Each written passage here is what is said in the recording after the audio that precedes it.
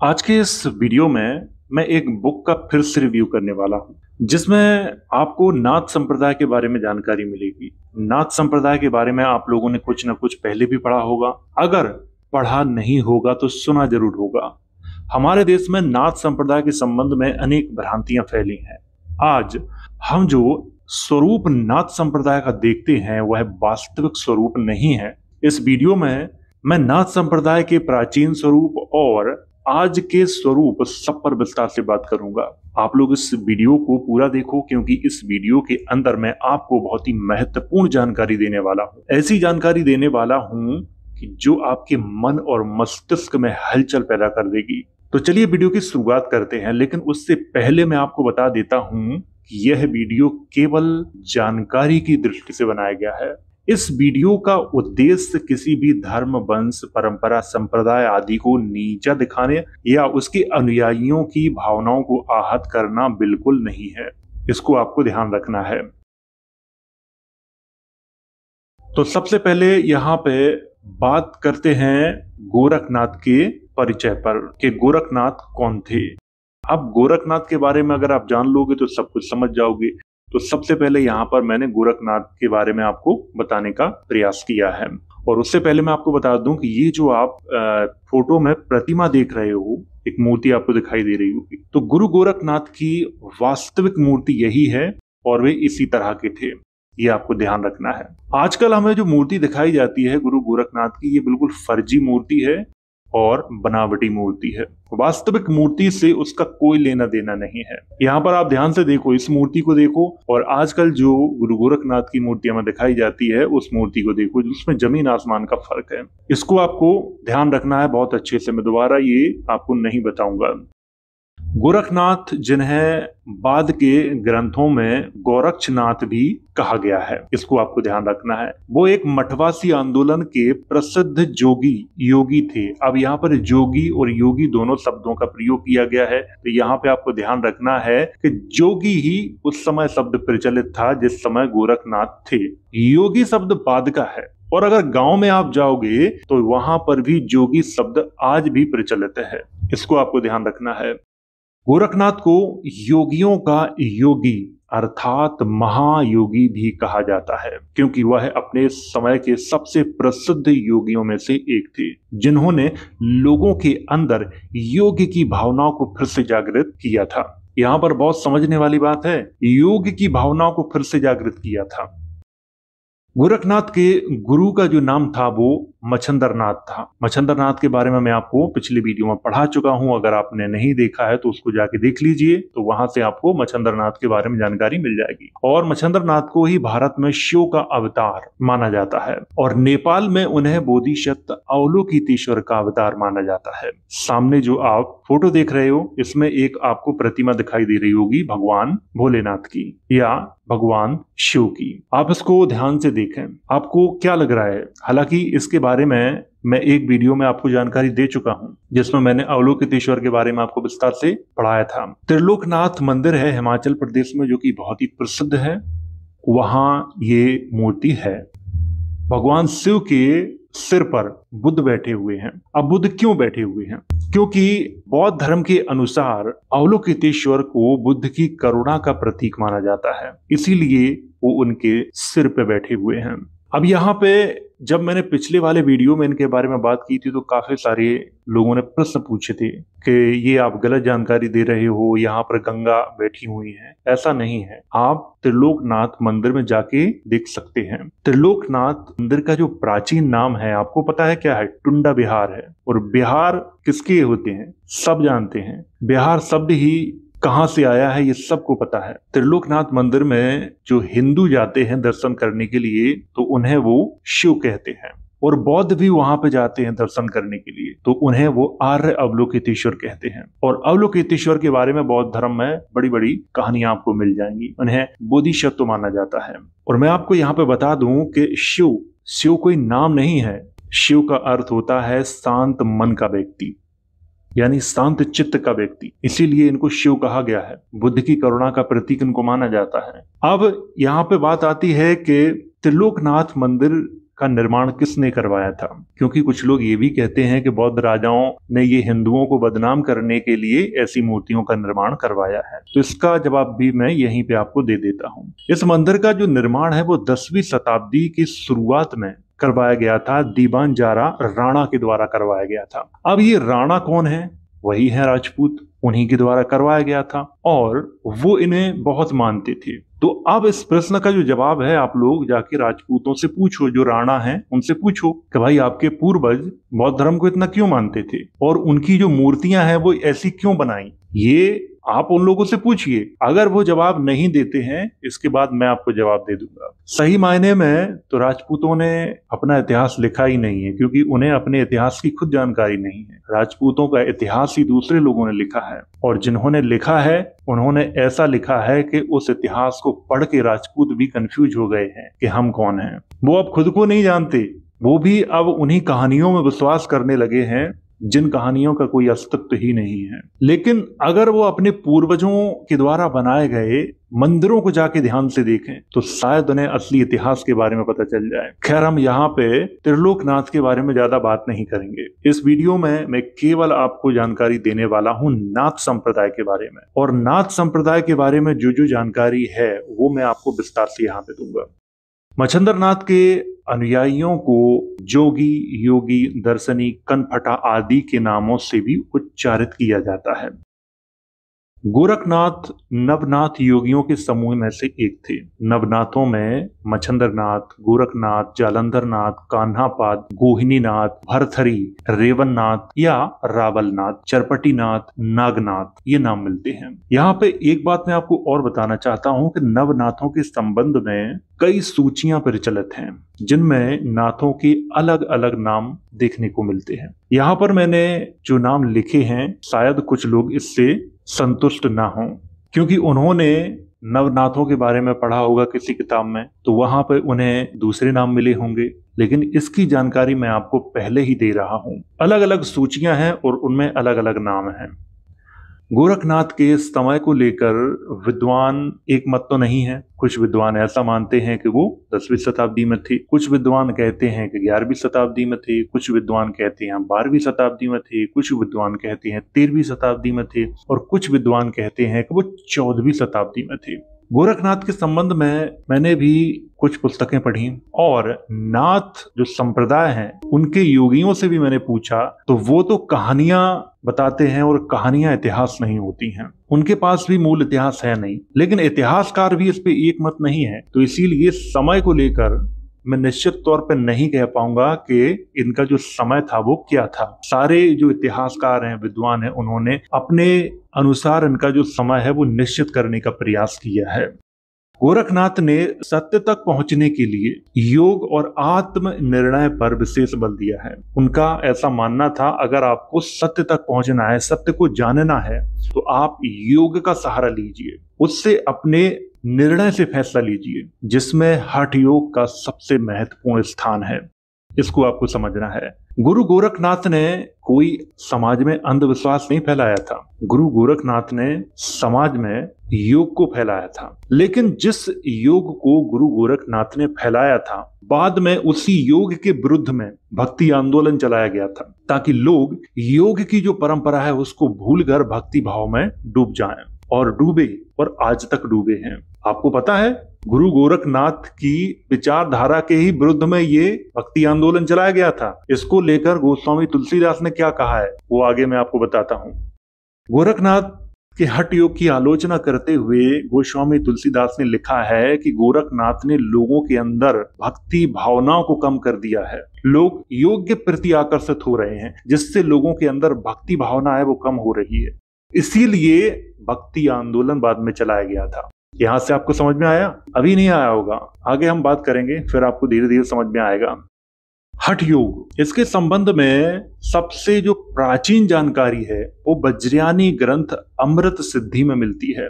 इसको आपको ध्यान रखना है, और जिसकी रचना मार्च 1160 में तिब्बती भाषा में की गई थी। हठ योग के संबंध में हिंदू ग्रंथों में जो जानकारी मिलती है, वह जो जानकारी है वो 12वीं शताब्दी के बाद की है। और उस जानकारी को पढ़ के ऐसा लगता है कि उन्होंने जो जानकारी ली है वो वज्रयानियों से ली है। मैंने पढ़ा है उसके बारे में, तभी बोल रहा हूँ। तिब्बती ग्रंथों को भी पढ़ रहा हूँ, कुछ लोग कमेंट बॉक्स में ये कहते हैं तिब्बती ग्रंथ बाद में लिखे गए, तुम्हें तो पता ही नहीं। अगर बाद में लिखे गए होते तो बहुत सारे भारत के विद्वान आज तिब्बत में जाके अपने इतिहास खोज रहे हैं, अपने पूर्वजों का, इस भारत का इतिहास क्यों खोज रहे हैं।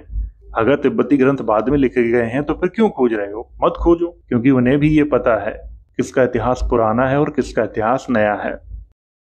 गोरखनाथ मठ उत्तर प्रदेश के गोरखपुर जिले में है। इस मठ की स्थापना 18वीं शताब्दी के अंत में अवध के नवाब आसफ उद्दौला के द्वारा दान में दी गई भूमि पर की गई थी। ये एक बहुत ही महत्वपूर्ण प्रश्न है, इस पे मैं पूरी तरह से सहमत नहीं हूं। हालांकि लिखा हुआ तो ऐसा ही है, लेकिन मैं इस पे इसलिए पूरी तरह से सहमत नहीं हूं कि नाथ संप्रदाय के योगियों से मिलने के बाद उन्होंने जो मुझे जानकारी दी वो इस तरह की नहीं दी है। उनकी जानकारी इससे बहुत विपरीत है। उनका मानना है कि गोरखनाथ जो मठ है उसकी स्थापना 600 ईसा पूर्व यानी कि बुद्ध के समय में हुई थी, लेकिन ये ऐतिहासिक रूप से बिल्कुल सही नहीं है, तो इसे तो मैं स्वीकार नहीं कर रहा हूं। अब इतिहास की माने तो ऐसा माना जाता है कि 18वीं शताब्दी के अंत में जो अवध के नवाब थे आसफ उद्दौला, उनके द्वारा एक भूमि दान में दी गई थी, तो वहां पे मस्जिद का भी निर्माण करवाया गया था और इस मठ का भी निर्माण करवाया गया। दूसरा मत यह है, अब एक मत और प्रचलित है और उसमें ऐसा कहा गया है कि जो मठ है वो बहुत पहले से मौजूद था और 18वीं शताब्दी के अंत में इसको विस्तृत रूप देने के लिए अवध के नवाब आसफ उद्दौला ने भूमि दान में दी थी। उन्होंने मठ का निर्माण नहीं करवाया था, लेकिन विस्तृत रूप देने के लिए की थी। तो यहाँ पे 3 तरह के मत प्रचलित हैं। वर्तमान समय में गोरखनाथ मठ के महंत उत्तर प्रदेश के मुख्यमंत्री श्री योगी आदित्यनाथ हैं। नेपाल के गोरखा जिले में गोरखनाथ की चरण पादुका और एक मूर्ति वाली गुफा है और प्रत्येक वर्ष बुद्ध पूर्णिमा के दिन वहां पर एक बड़ा उत्सव मनाया जाता है, जिसे वहां की भाषा में रोट महोत्सव कहा जाता है। इस महोत्सव का आयोजन पिछले 700 वर्षों से किया जा रहा है। आपको ये बहुत अच्छे से ध्यान रखना है, नेपाल में एक जिला है गोरखा और वहां पर प्रत्येक बुद्ध पूर्णिमा के दिन, ये भी ध्यान रखना है, प्रत्येक बुद्ध पूर्णिमा के दिन एक बड़ा उत्सव मनाया जाता है। रोट महोत्सव के नाम से उसे जाना जाता है। और जो लोग नेपाल से मेरे इस वीडियो को देख रहे हैं वो लोग मुझे इसके बारे में जानकारी दे सकते हैं, अपने जो विचार हैं वो कमेंट बॉक्स में लिख सकते हैं। तो ये थी गुरु गोरखनाथ के बारे में जानकारी। अब मैं आपको एक किताब ही खोल के दिखाने वाला हूं जिसमें बहुत ही महत्वपूर्ण जानकारी आपको मिलने वाली है और उससे कई लोगों को झटका लगने वाला है। चलिए मैं आपको वो किताब दिखाता हूं।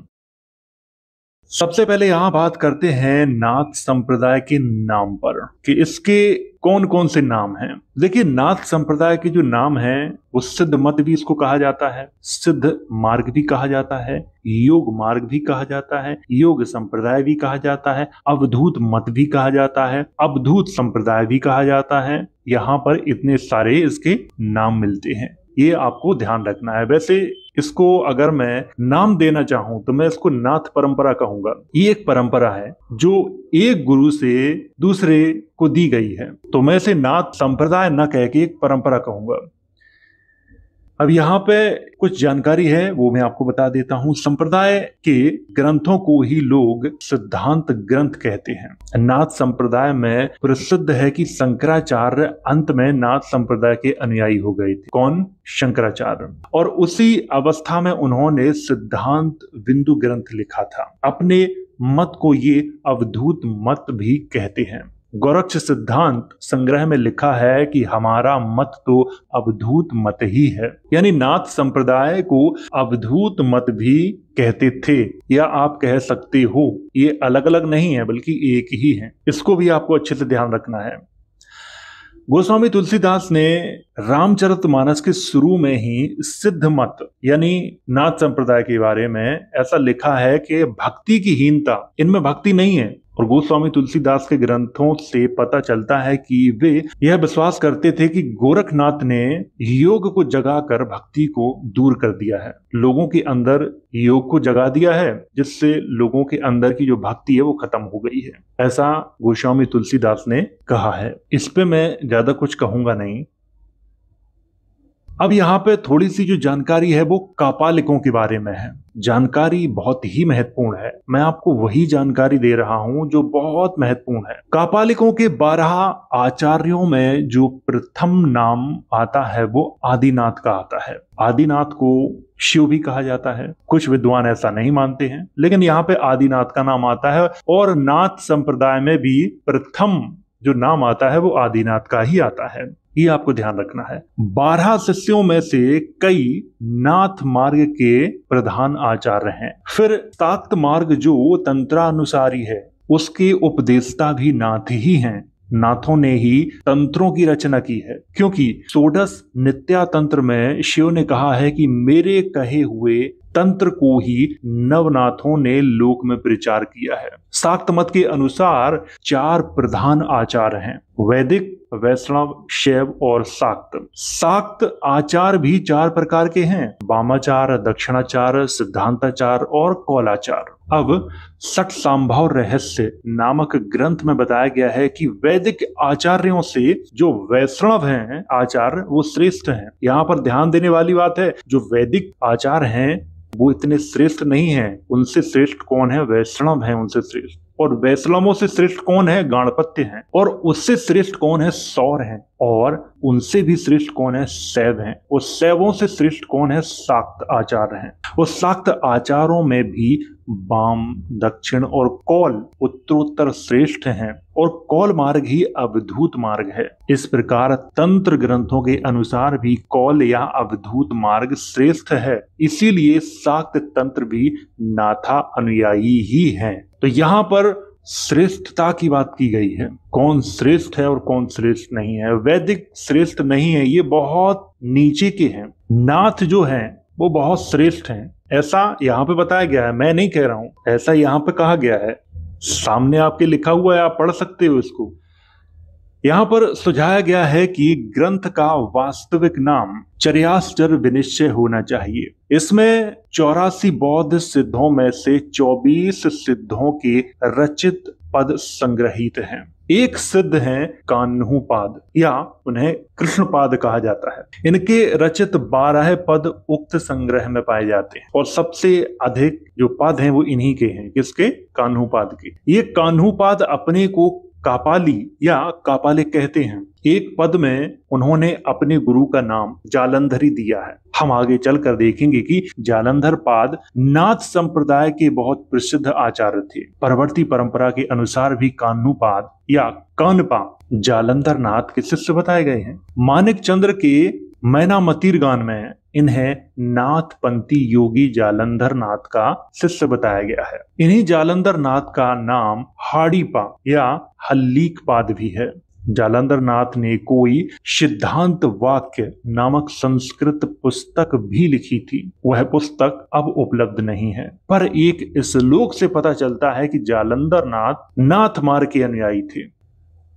इस श्लोक में नाथ की बड़ी सुंदर स्तुति है। स्कंद पुराण के काशी खंड में नवनाथों के विन्यास के सिलसिले में जालंधर नाथ का नाम पाया जाता है। गोरक्ष सिद्धांत संग्रह में ऐसा लिखा है कि कापालिक मत प्रकट हुआ है, उसके पीछे कहानी है। और उसके पीछे कहानी क्या है कि जब विष्णु ने 24 अवतार लिए, आपको ध्यान रखना है, भगवान विष्णु ने 24 अवतार लिए, मत्स्य, क्रूम, नरसिंह आदि के रूप में त्रियग योनि के जीवों की क्रीड़ा करने लगे। कृष्ण के रूप में व्यभिचारी भाव ग्रहण किया। परशुराम के रूप में निरपराध क्षत्रियों का निपात आरंभ किया। यहाँ पर भगवान श्री कृष्ण को व्यभिचारी लिखा गया है, और परशुराम के बारे में ऐसा लिखा गया है कि निरपराध यानी जिन क्षत्रियों का कोई अपराध भी नहीं था फिर भी उनको मारना शुरू कर दिया था परशुराम ने। तो इन अनर्थों से कुपित होकर श्रीनाथ ने 24 कापालिकों को भेजा था। इन्होंने 24 अवतारों यानी कि भगवान विष्णु के जो 24 अवतार थे उनको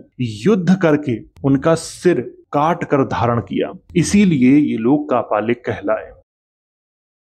नाथपंथियों का मुख्य संप्रदाय गोरक्षनाथी योगियों का है। इन्हें साधारणतः कनफटा या दर्शनी साधु कहा जाता है। कनफटा नाम का कारण ये है कि ये लोग क्या करते हैं, कान को फाड़कर एक प्रकार की मुद्रा धारण करते हैं। इस मुद्रा के नाम पर ही इन्हें दर्शनी या कनफटा साधु कहा जाता है। गोरक्षनाथी लोग मुख्यतः 12 शाखाओं में विभक्त हैं। यहाँ पर ध्यान देने वाली बात है, अनुश्रुति के अनुसार स्वयं गोरखनाथ ने परस्पर विभिन्न नाथपंथियों का संगठन करके इन्हें 12 शाखाओं में विभक्त कर दिया था। वे 12 पंथ ये हैं: सत्यनाथी, धर्मनाथी, रामपंथ, नटेश्वरी, कन्नड़, कपिलानी, बैराग, माननाथी, आईपंथ, पागलपंथ, धजपंथ और गंगानाथी। आदिनाथ, मत्स्येंद्रनाथ, जालंधरनाथ और गोरक्षनाथ। आपको यहाँ पर ध्यान रखना है, आदिनाथ से ये सब शुरू होता है। आदिनाथ का नाम, मत्स्येंद्रनाथ का नाम, जालंधरनाथ का नाम और गोरक्षनाथ का नाम, ये नाम तांत्रिक सिद्धों में भी परिचित हैं और तिब्बती परंपरा के सहज यानी बौद्ध सिद्धों में भी ये नाम मिलते हैं। ये भी आपको ध्यान रखना है। अब यहाँ पे नीचे जो नाम लिखे हैं, नंबर 1 वशिष्ठ, मीननाथ, हरिनाथ, कुलेश्वर, विरूपाक्ष, महेश्वर, शुक, पारिजात। यहाँ पर आपको कुछ नामों को ध्यान रखना, वशिष्ठ को ध्यान रखना है। वशिष्ठ का उल्लेख भी मिलता है बौद्ध धर्म में। विरूपाक्ष के बारे में आप लोगों ने सुना नहीं है, मैंने पिछले बारे वीडियो में आपको बताया था कि विरूपाक्ष कौन थे। इनके बारे में एक वीडियो बनाऊंगा, उसमें विस्तार से बात करूंगा। लेकिन अब तक आपने जो विरूपाक्ष के बारे में सुना है वो केवल यही सुना होगा कि ये हिंदू थे, लेकिन मूल रूप से ये वज्रयानी थे। महेश्वर देव या महेश्वर, इनका उल्लेख चीनी यात्री हुएनसोंग ने भी किया है। महेश्वर की चर्चा खूब होती है हमारे यहाँ पे। वशिष्ठ के बारे में तो न जाने कितनी चर्चाएं होती हैं, ग्रंथ भरे पड़े हैं, और वही वशिष्ठ का उल्लेख बासेठ के रूप में बौद्ध धर्म में किया गया है। एशियाटिक सोसाइटी की लाइब्रेरी में एक ताल पत्र की पोथी है जिसका नंबर 48/34, अक्षर, वंगला और लिपिकाल लक्ष्मण संख्या 388 दिया है। ग्रंथकार कवि शेखराचार्य ज्योतिरीश्वर हैं, जो मिथिला के राजा हरि सिंह देव, जिनका जो समय माना जाता है वो 1300 से 1321 ईस्वी का माना जाता है, के सभासद थे। इस पोथी का नाम वर्ण रत्नाकर है।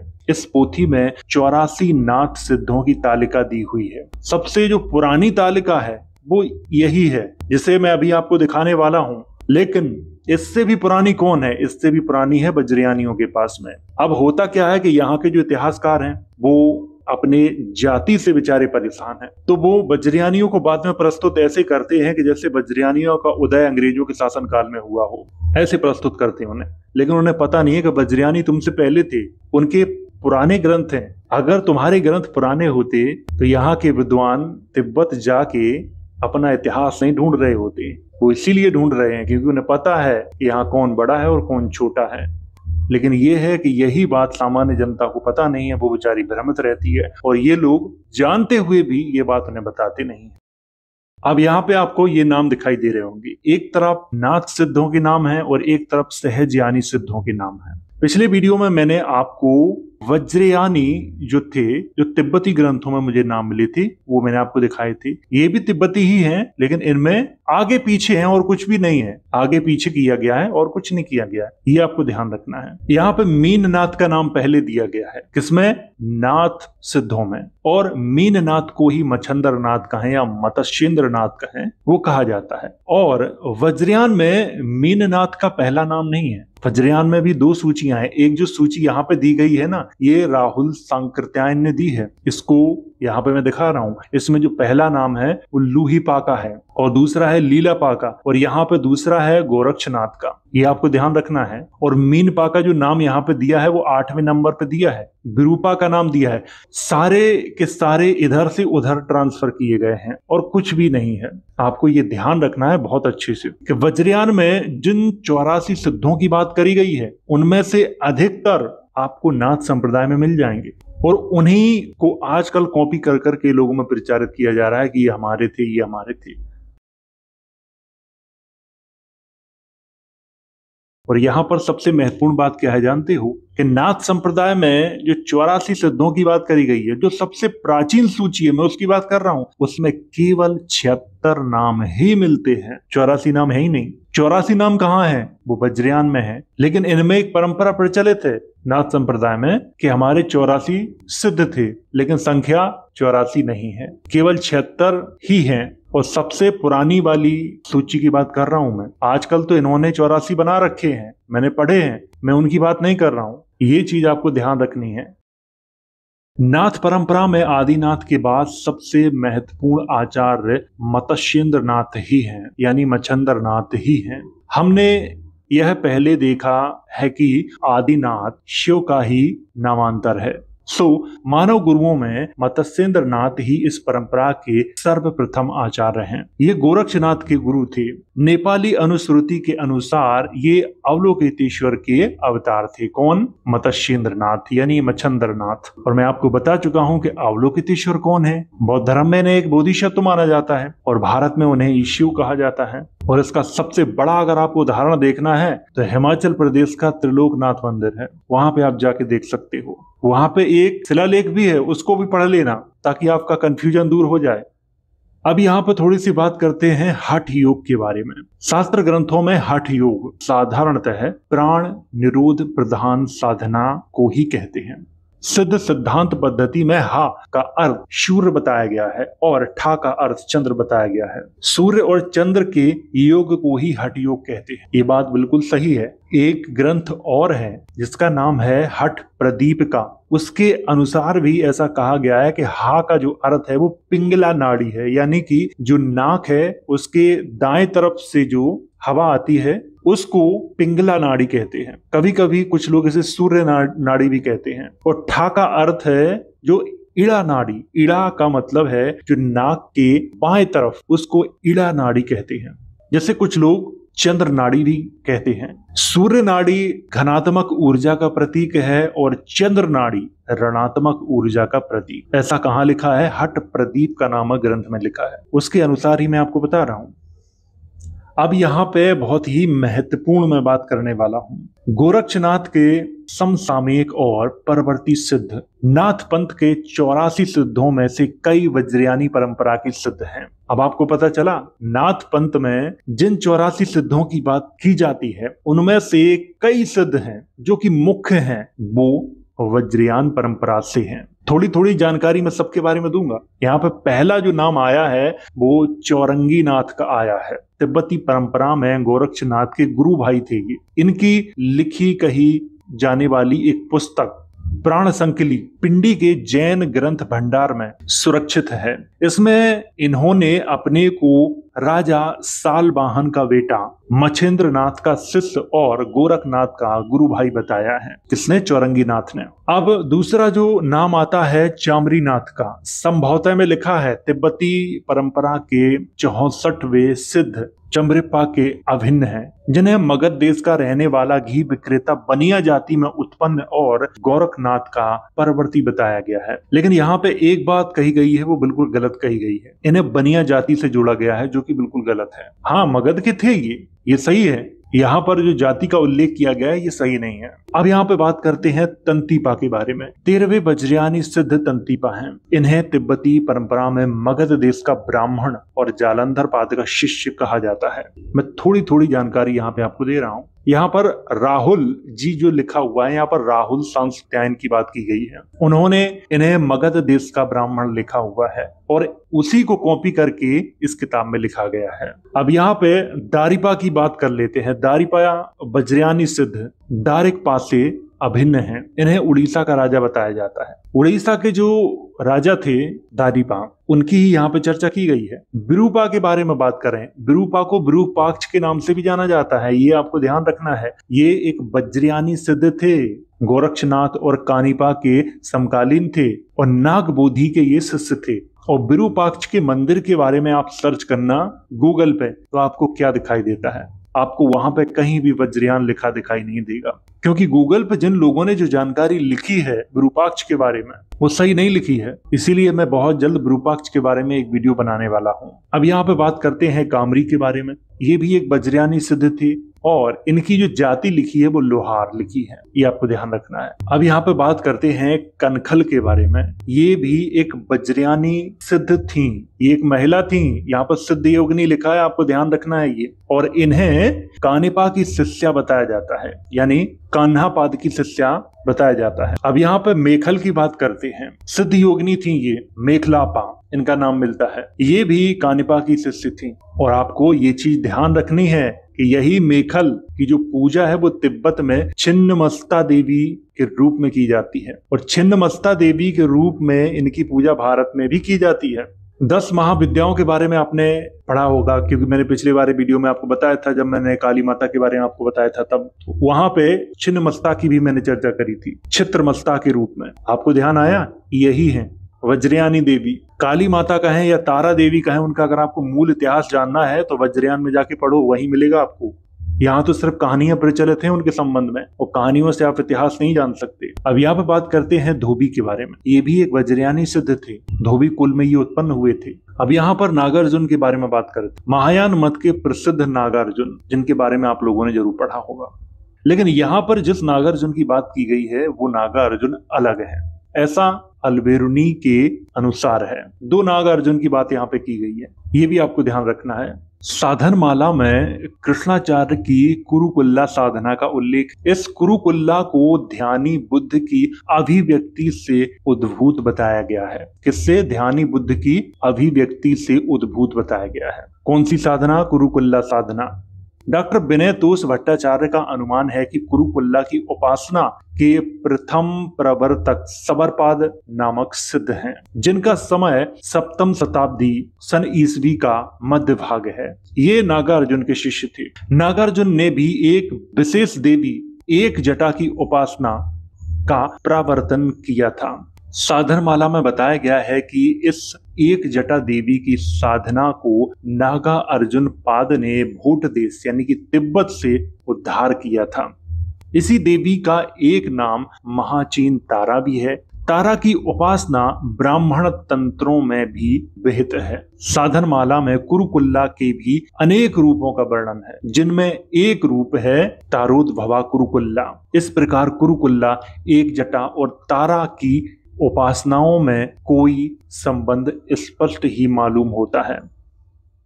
डॉक्टर विनय तोष भट्टाचार्य ने परानंद सूत्र की भूमिका में दिखाया है कि महाचीन तारा ने ही आगे चलकर हिंदुओं की चतुर्भुजी तारा, जो 10 महाविद्याओं में है, का रूप ग्रहण किया है। अब आपको पता चल रहा है ये तारा देवी का जो स्वरूप है कहां से आया है। ऐसा मैं नहीं लिख रहा हूं, डॉक्टर विनय तोष भट्टाचार्य ने खुद ही ऐसा कहा है।